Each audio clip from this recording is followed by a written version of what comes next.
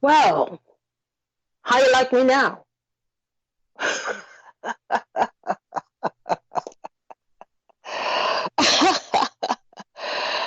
Oh my goodness, I had taken a couple of days off because I had to take a couple of days off. I was kind of under the weather, and every time I thought I was in good shape, I got this awful feeling, and I said, you know what I need to do is just rest. Just rest. I've been running like a mad woman all over the place, trying to get my house clean and things that need to be gone from here need to be gone. You know, old clothes that you're not using anymore, even dishes and pots and pans. It was a hectic, a hectic assignment. So it it taught me a lesson or two. And one of the main lessons is that you don't push yourself beyond where your body can go. So I'm under no illusions, or is it delusions, that I'm a young person. I'm old, and we have to watch ourselves. I say that half jokingly, but it's actually true. You have to watch yourself. You have to pace yourself and listen to your body. It's telling you something. When you're so tired that you can't sleep, you can't rest, that's pushing it beyond the boundaries. So move back a bit, calm down a bit, and you'll find that your body is going to give you permission but at whatever point it decides to do so, it'll give you some permission whenever it's ready, and you just have to go with the flow. So here I am going with the flow. I hope you're well.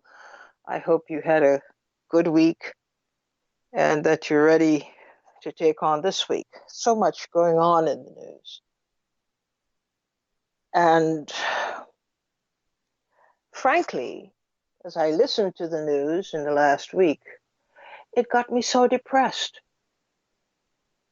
It was such a depressing factor because you say to yourself, when would this end? What will it take to end this? And by this, I mean these vicious cycles that we go through. Of course, it is election time, and leading up to the election, it seems as if the country loses its mind. And then the media cover stories that really deserve very little, if any, coverage. And they bring you straight to the epicenter of what they call news, and it isn't news. Is it news, really? I guess in a way it is, but do we really have to know that Donald Trump's oldest son, Junior, takes delight in calling Joe Biden a pedophile?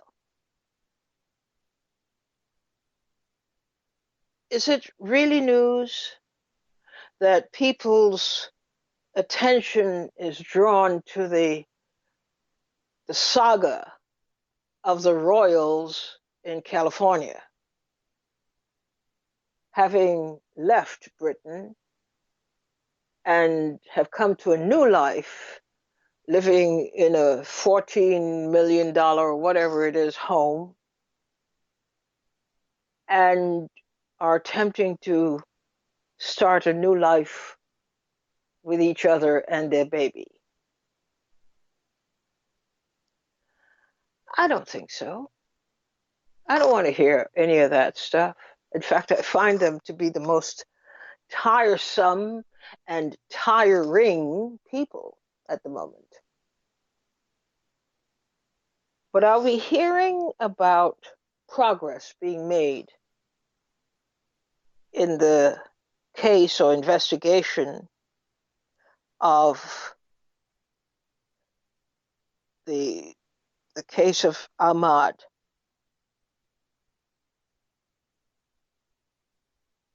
Oh, I said Ahmaud, I didn't say his last name, Arbery, out in Georgia. The young man who was shot to death while he was jogging through his neighborhood. Young black man. What we really want to know, we don't have ready access to, because the people who tell us what news is and what's important and what takes priority in our lives,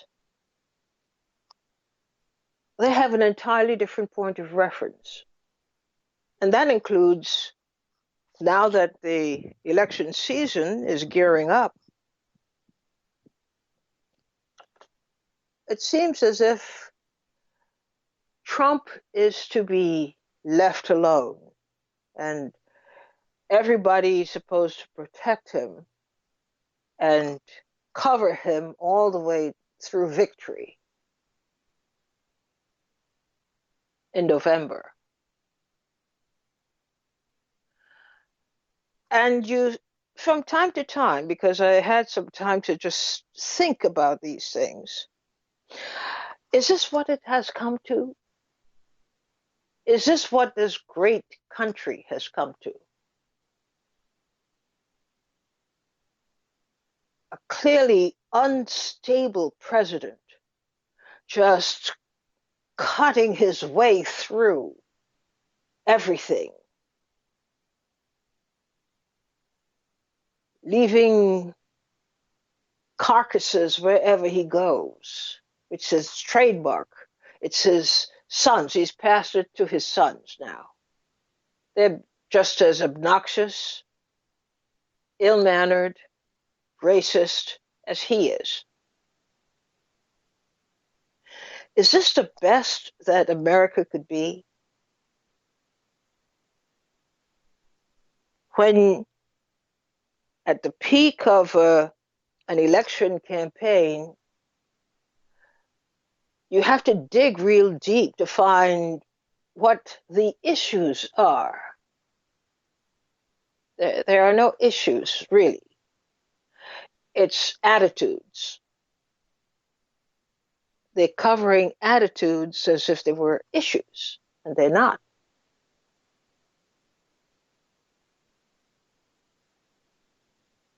And even so, they're not getting close to what really is at the center. I mean, when you have a president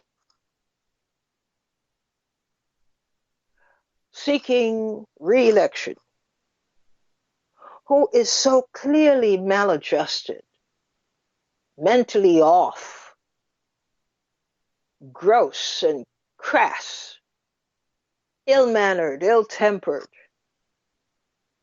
doing all kinds of things that are outside of the norm. And the early approach from the media is that, this makes him entertaining. This is what makes Trump Trump. He listens to nobody. He's his own man. He does what he wants. And little by little,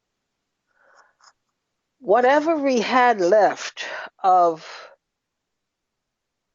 a nation of ideals and norms and mores is whittled away.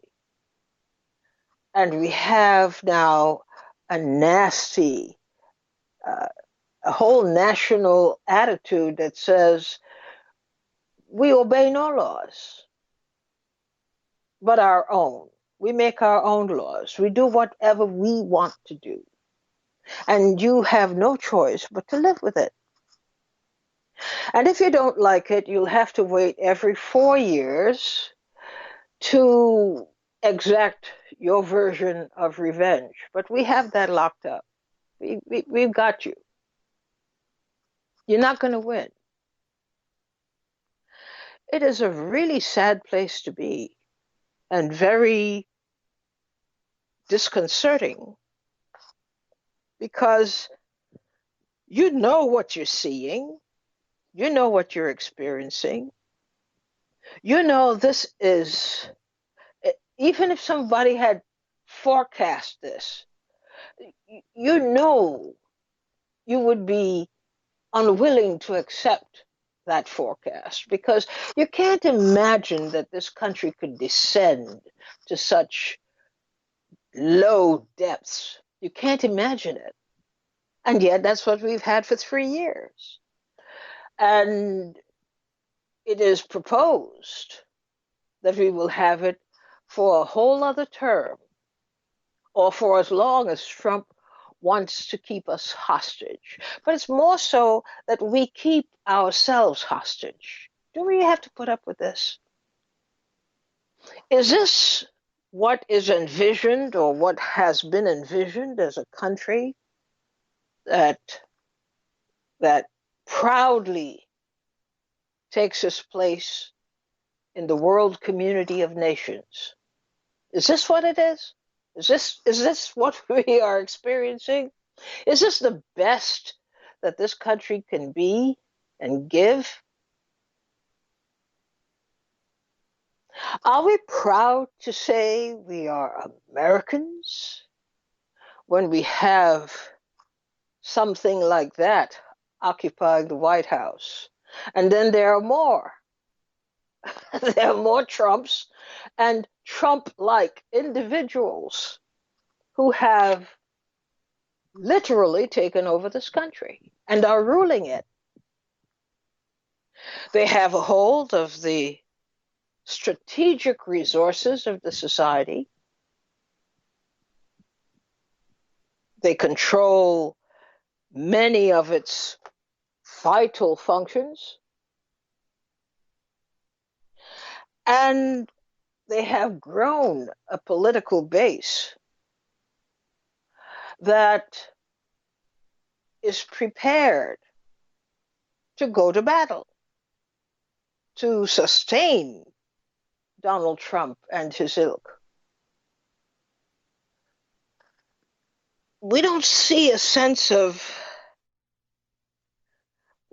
the right reaction with those who should disagree and who we know do disagree. They are consumed, it seems, with protecting their own turf and covering their own butts. So they're not particularly engaged on a day-to-day basis as the Trump camp is. Trump is engaged day to day with disassembling this country, smashing it to pieces, and creating a new thing to his image and likeness, which is where he gets his idea. And it's not just an idea, that he's a god. He's, as he called himself, the chosen one, the stable genius, and other such ridiculous titles he has assigned himself. But no matter how you look at it, the fact is you can't deny that he has made real, made manifest his vision, and in a very short time. We, on the other hand, are on the sidelines. There are no mechanisms really that work for us except those that are designed in an ad hoc fashion. We react to this thing now, and then we react to that thing next, and then we wait until something else happens so that we can react. But it is not a sustained effort. We don't have a plan. We don't have a vision. And worse, we are not prepared to back up whatever it is we define as our vision with action. That's the problem. That's a problem. It's one of many problems that we have because working surreptitiously in all of this is the country's history of racial and class divisions. We can't get our act together because we can't agree on the basics. Everybody, is everybody alike? Is everybody American? Is everybody dedicated to justice? Is everybody in line with a society that is fair, that gives everyone an equal shake? We haven't even jumped over that fence yet. We keep talking about it. We keep hoping for it. But we're not working at it. So this notion of inferiority and superiority rules us. It stymies our movements and progress. It kills initiative. And so a guy like Trump, who, if the world were fair, wouldn't have a chance in this world. He would be absolutely rejected on so many levels because he doesn't measure up. A liar, an inveterate and unconscionable liar. A man with no, shouldn't say no, a man with highly questionable morals.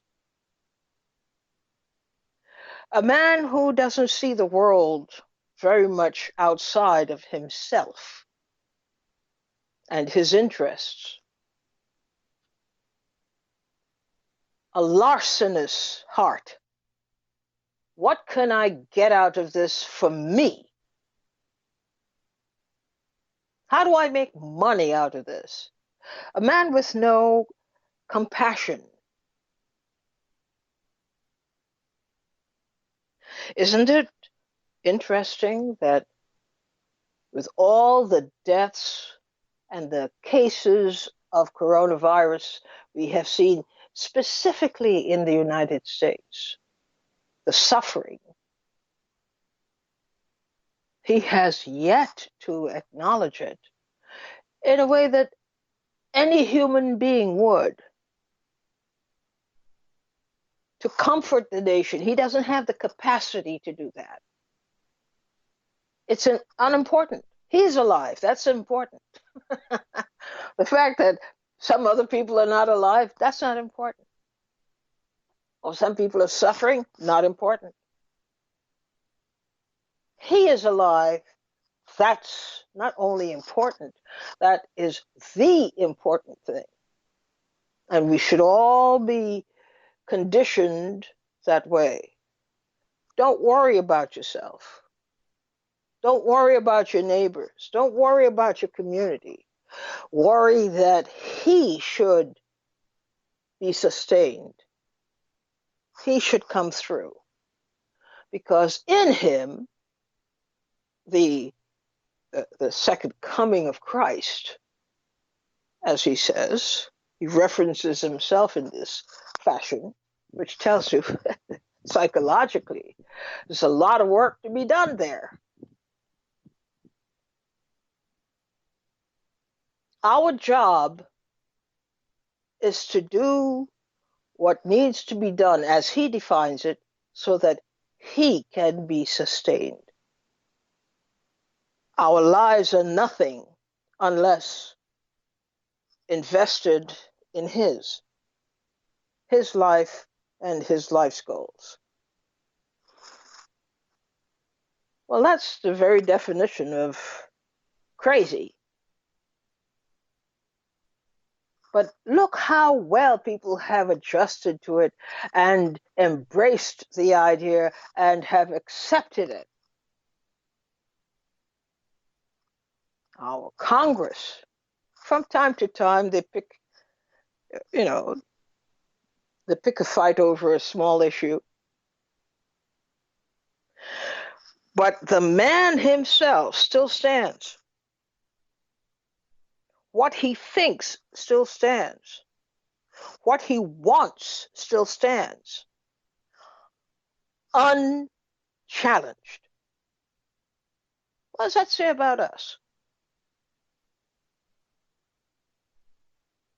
We know this emperor has no clothes, but we will not say it, let alone do anything about it. He, as President of the United States, represents the entire country. So as he behaves and as he thinks, the idea is, so does America. Because after all, he is America. He is America. We put up with him. We put up with his progeny, who in the real world would be considered unsuitable to take care of pets, to take care of a dog or a cat. They can't be trusted with that.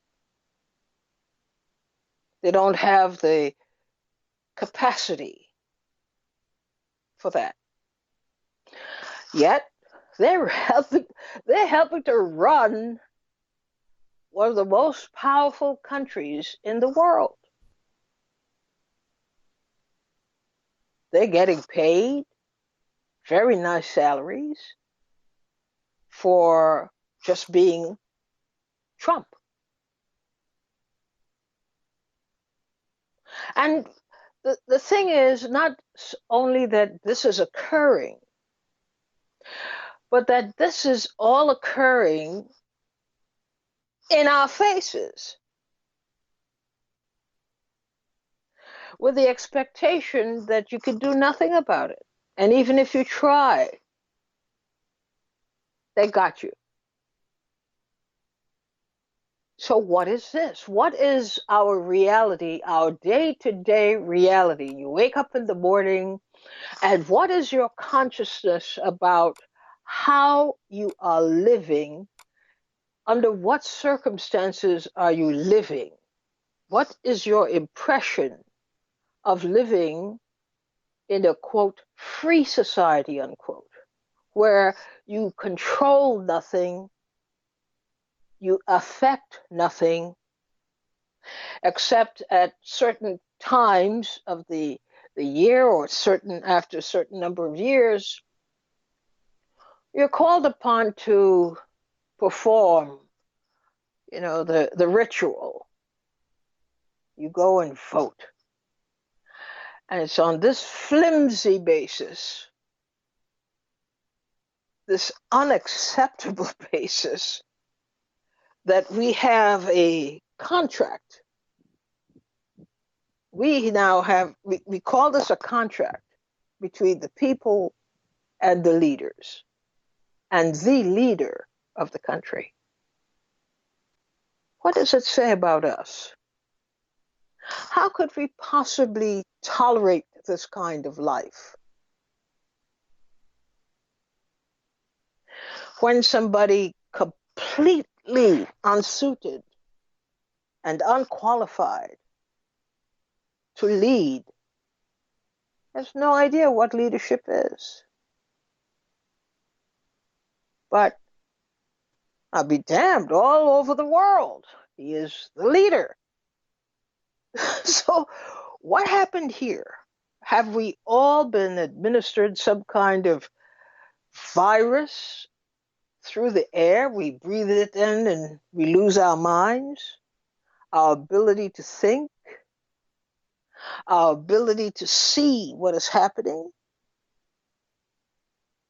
Have we all become just plain empty vessels, incapable of governing our own lives and our own communities? What is going on? And how much longer is this going to last? How much longer do we accept this as normal? What are we prepared to do about it?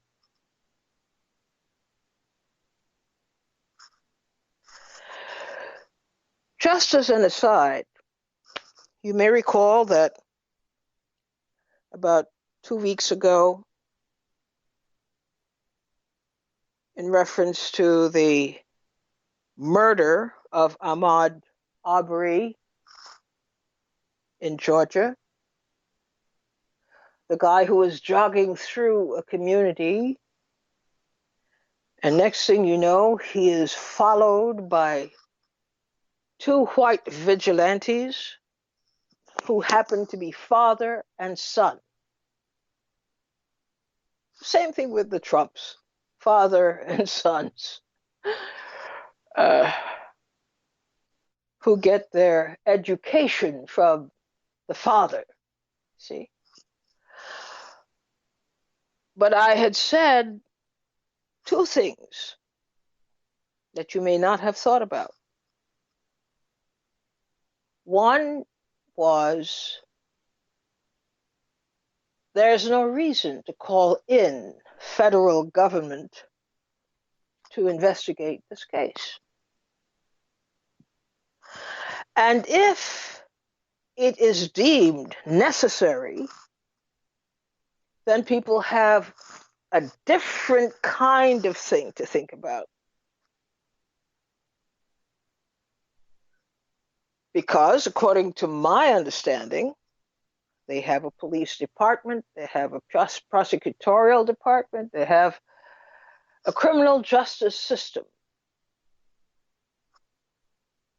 And if you're going to tell me that in 2020, with all the money that is spent to pay these people, the very lucrative salaries that they earn, that even so, they can't do the job. When it comes down to it, it's a straightforward proposition. Was this a murder? When 2 people, a father and son with their shotguns and the Magnum 357, hunt down somebody based on whatever their suspicions are,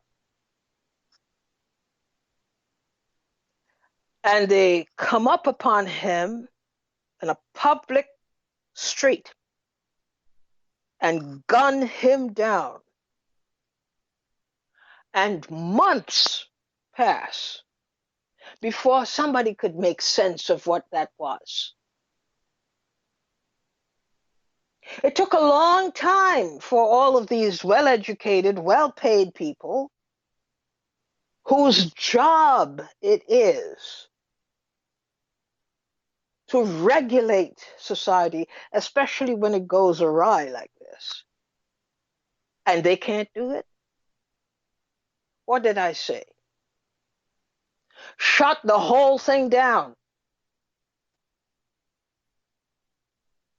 Shut it down, throw everybody out, and start again. I'll be damned.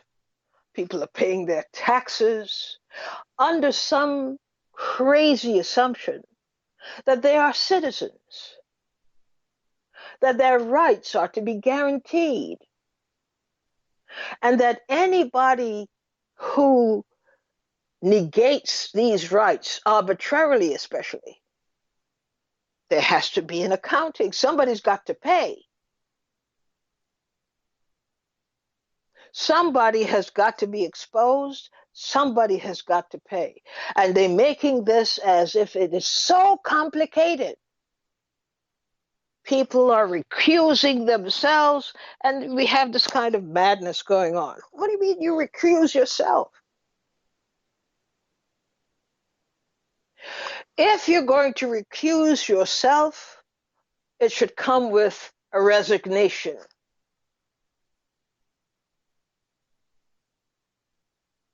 Because the thinking is that you got to where you were, you got your station in life, and you got your job, your ideal job, you got the pay commensurate with the job, all the benefits and so forth. You're living a better life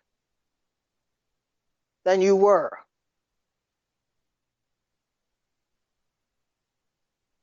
And you still insist you don't have to do the right thing. You don't have to, in fact, obey the law. You are the law.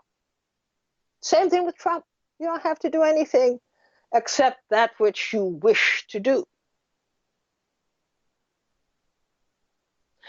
And I found it to be very bizarre that this would be allowed. And by be allowed, I mean that people in the community would allow this. What do you mean you recuse yourself? Then resign immediately.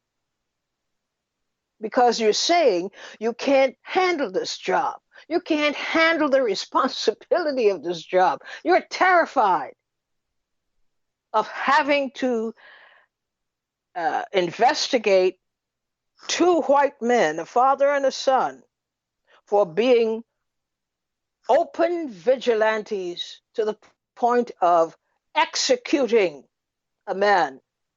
No questions asked,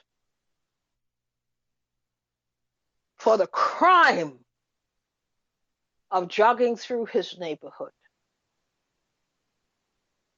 Are you kidding me? And the community just stood there and thought this was okay? And their elected officials thought this was okay? I said, if you recall, immediately disband the whole thing. Shut down these functions until such time that you will redesign it in your image and in your likeness. That's right. Well, what do you know? In the Wall Street Journal, what am I reading in the Wall Street Journal? An article saying pretty much the same thing. But even so, saying something different. You shut it down completely, immediately. Don't get too involved in who was right, who was wrong. You shut it down.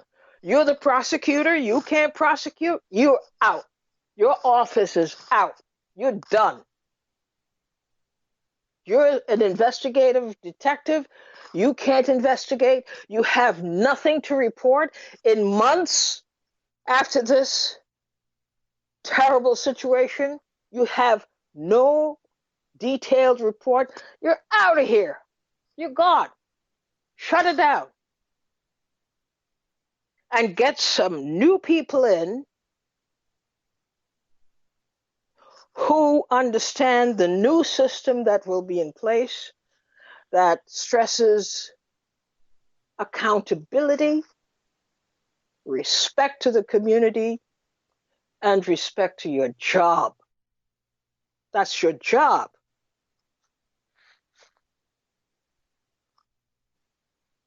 I wish if I were a prosecutor and somebody who should be out in the street chasing evidence, asking people questions, talking to people, comes back and tells me, well, what I've uncovered is that a lot of people know a lot of people, and to protect the sanctity of this case, we need to recuse ourselves and give it to the feds. What do you think I don't know what bamboozling is all about? If what you say is truly meant, you're confessing that you cannot do your job or you won't do your job. That's okay by me. You're gone. I will assign a police officer to accompany you to your desk, to help you if needed, to clean it out. And within half an hour, you are history. You're not even a fresh memory. The Wall Street Journal is reporting on this surge. The people are calling for the dismantling of a police department. Why? Why are they now calling for the police department to be dismantled? Because of rife corruption, racism, oppression that they have put up with over the years. It took this to finally open their eyes as to what they have been experiencing all these years. To gather up the nerve to say, shut it down and let's start from scratch. Exactly what I said. It is the correct decision. If you're saying that you can't prosecute the case, well, I'm hearing it differently. What I'm hearing when you say you can't prosecute the case, I'm hearing you won't prosecute the case. And I'll be damned if I were mayor of a town and somebody with some notion of his or her power to independently function and not in the interest of the people, I'll fire you in an instant. You're gone. And we will conduct some interviews and let people know we're looking for fair-minded police officers and others, and we will rebuild our community in our own image and likeness. We're entitled to do that. We can't pay you and feed you and house you and still have to put up with your brutality. No. And if it is the view of the people that this has been the case for many years, that they have tolerated this, then it means that it has been allowed to continue.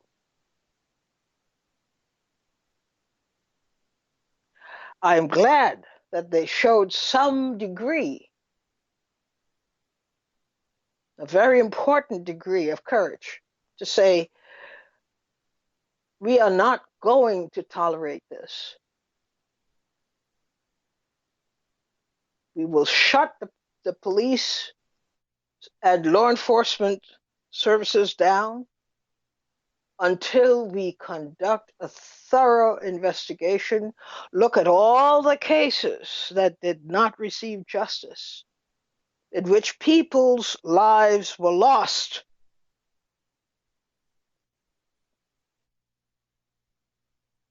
Is it accidental that most of these lives were Black people. No, we have to have a reckoning nationwide, a reckoning long overdue and mean business. Never mind on Martin Luther King Day, everybody joins hands and sings, "We shall overcome." The truth of the matter is, you have been overcome and you allowed it.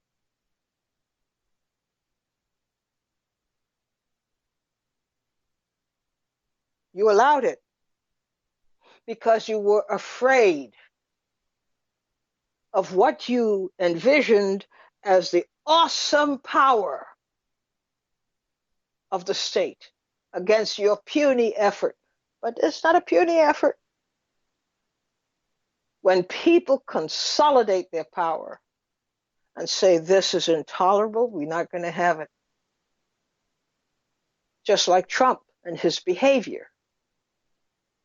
There is no place on the planet where people would think of his behavior as that of a statesman, as that of a sane person. But, we hem and haw a little bit. But he has proven that he can face you down and he can overcome you with his insanity, and you will do nothing.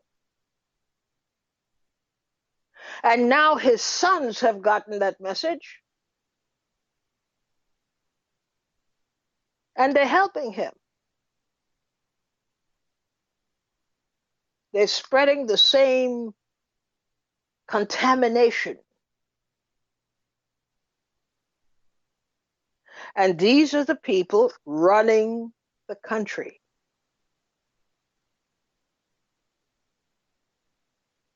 Who don't even know how to use a knife and fork well. But that's where we are. So it's your fault that I felt a little sick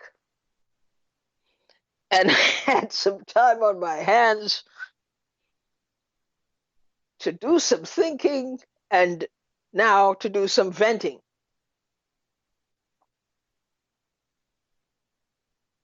Give them not an inch, not a quarter. You're out. You're out of bounds. But because everybody in your base understands that your sole purpose is to, quote, restore to white America the position of superiority that it has always enjoyed. But now to make it more emphatic, it's not live and let live. It's, as the song says, live and let die. We live, you die.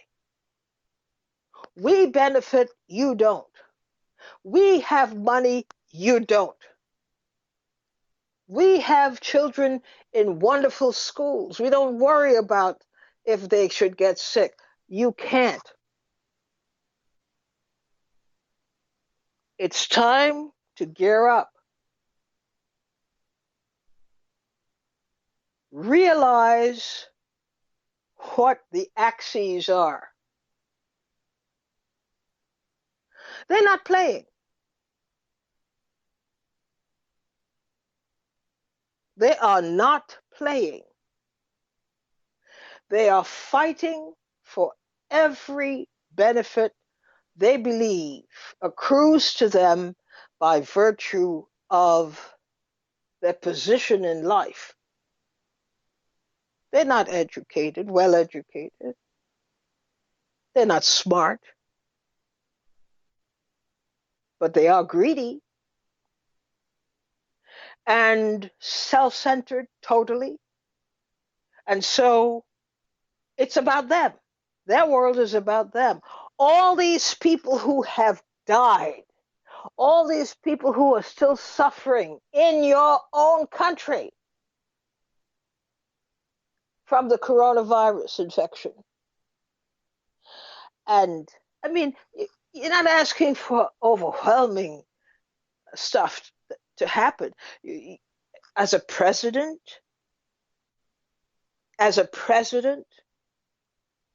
you can't say to the nation, let's mourn. Let's mourn. The loss of life has been devastating in our communities. But you see, they look at it very differently. The people who are doing the bulk of the dying are not white. So that immediately puts up a wall, a distance between this racist administration and the people. We're not the people. Real people are not dying. Real people are not suffering.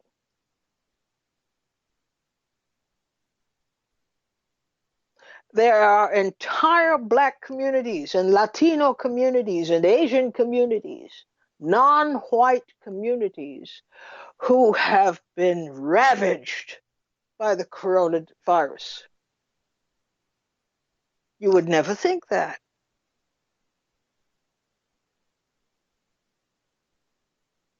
When you talk about shutting down different cities and doing testing and so forth, you're not talking about these communities.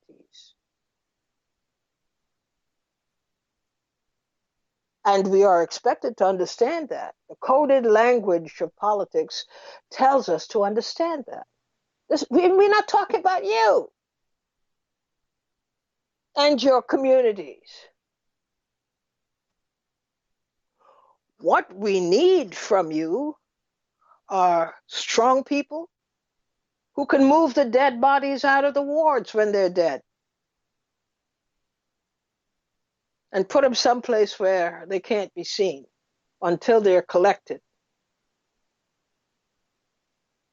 That's the other experience of the coronavirus, the dying part, the suffering part, the lack of equipment part. There are entire nursing homes that I know of in New York where this virus went through like a broom, just swept people up. But nobody is discussing the fact that a lot of the dying is being done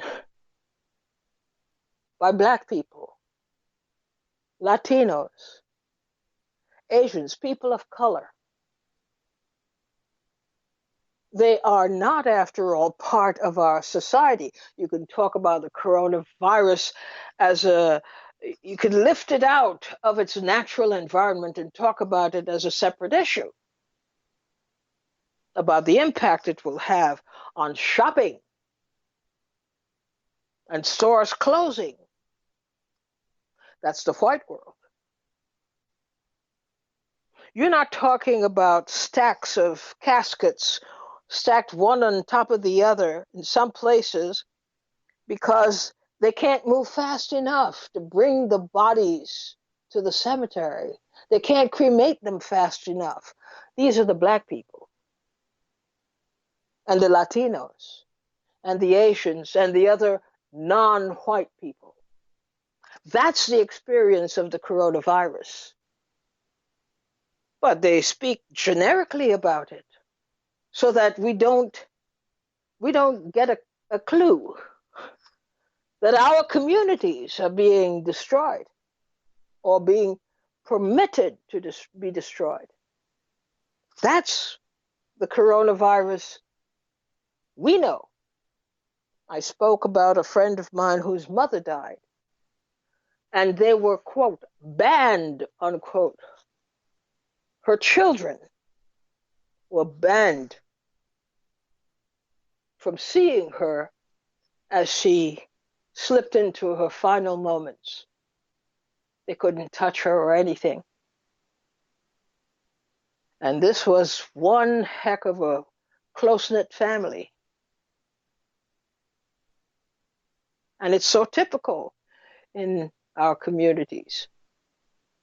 You see, so life has different interpretations depending on where it puts you in the society. If you were this young man jogging, you cannot enjoy jogging without being interfered with. And people, they actually said, he did not want to answer our questions. Well, who are you?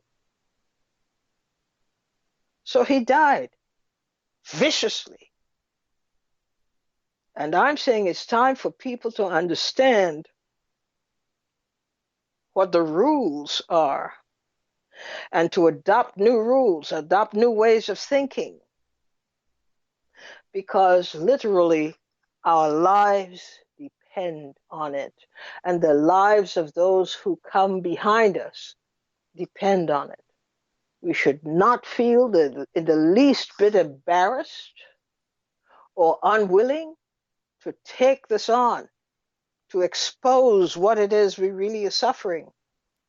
You have close to 900,000 people with a disease, and it doesn't cause a stir in the community where it is dominant.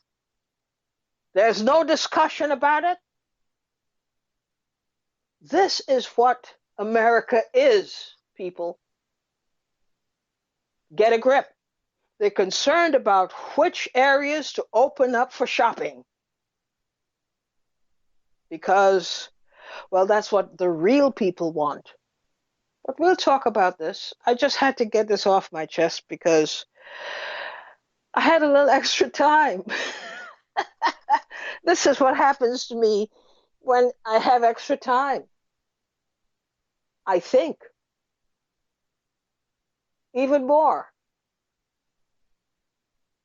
And then I find out that I don't have any place to put it. So I decided I would get it off my chest today. Not all of it, I haven't, but much of it. Thanks for listening. Well, thanks for bearing with me. And we'll reach out to each other tomorrow and pick up from where we're leaving off today. Thank you again for your indulgence and for your giving spirit. I so appreciate it, and I consider myself extremely lucky, very, very fortunate to have you in my midst. See you tomorrow. Bye-bye.